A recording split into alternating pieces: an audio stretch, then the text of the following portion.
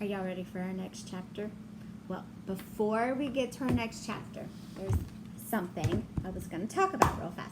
So in church today, we were talking about David. So y'all know David and Goliath, right? But we weren't talking about Goliath. We were just talking about David. And so he was anointed king as a very young boy. And there were years that passed until he became king. So I present this question to you. What do you think it would have been like knowing that he was going to be king, and then also knowing until then he still has to be obedient to his parents, and he still has to do his chores, and he still has to be kind to all his brothers who were older than him because he was the baby of the family? So I want you to think about that. So there are times when it's going to be hard for you to be obedient and kind, and think about that. Just think about how hard that must have been for David, knowing that he was going to be king. And if he was able to do it, I want to encourage you guys that you can do it too. Chapter 20, A New Islander. Remember on the last chapter, they found a girl. They found another person. So let's see what happens. This, Fritz said, is Jenny Montross. Our own boys leapt for joy and ran to embrace the first person other than our family they had seen in more than 13 years. They began to pepper the girl with questions, and as they did, I saw my wife overjoyed to have a female friend to share our lives with. Our new friend laughed and chatted with us, trying to find a way to say what had happened to her. We all talked at once, laughing and losing ourselves in the excitement. After hours of sharing adventures, our new friend went off to bed. The boys asked Fritz how he had found Jenny. He began to tell the story of the albatross. It had a message attached to its leg. Only Father knew. I sent a letter in return and then soon left in my kayak. I found many amazing things on my travels and would have stopped, but I was on a mission. When I reached a cove, I rested and made a fire and got a bird ready to eat. Out of the bushes then came a tiger with bright eyes that leapt out at me. Our pet eagle lunged at him and surprised him long enough for me to get my gun. I only just got the pistol out in time and managed to knock him down with a shot. However, my eagle also lay dead.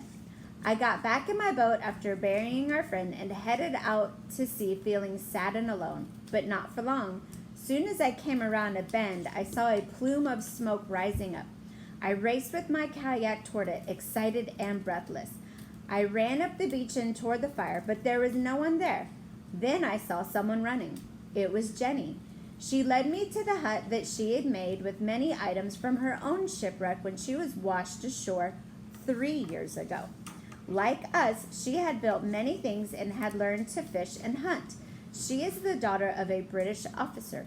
She was on her way aboard a ship to meet her father when her ship was wrecked here. She was on a lifeboat that overturned, and she was the only survivor.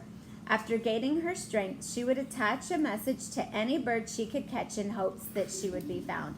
I heard her story,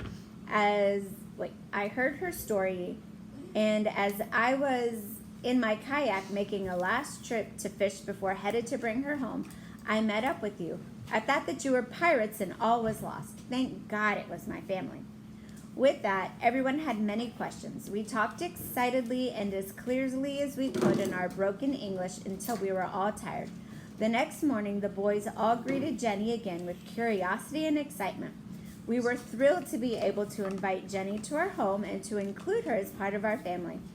The day was beautiful, and we stopped at Shark Island to launch a salute for Jenny as we introduced her to our humble home. She reacted as if it were a palace. She had been alone so long, and we had done so much work that it truly seemed a kingdom to her. Jack joked that all of our servants had run away just a few days ago. The boys outdid themselves, setting out to a dinner on all of our dishes, and my wife found Jenny a dress to wear so that she could feel more at home. We had a wonderful meal, and then the boys took Jenny to show her of all of our lands. The next day, we started packing again for winter, which we knew was sure to come. As we worked, the boys treated Jenny like a queen and saddled a cow for her to ride side saddle. It wasn't long before she was just like one of us in our island kingdom. Her cheer made us happy. Soon, though, the winter came and we went back to Rockburg to wait for better days. But our time there was made happy with Jenny, and the winter seemed short. She taught us to improve our English, and we taught her to speak our language before the spring came. It was a wonderful time. Oh, that's it. That was a fast chapter.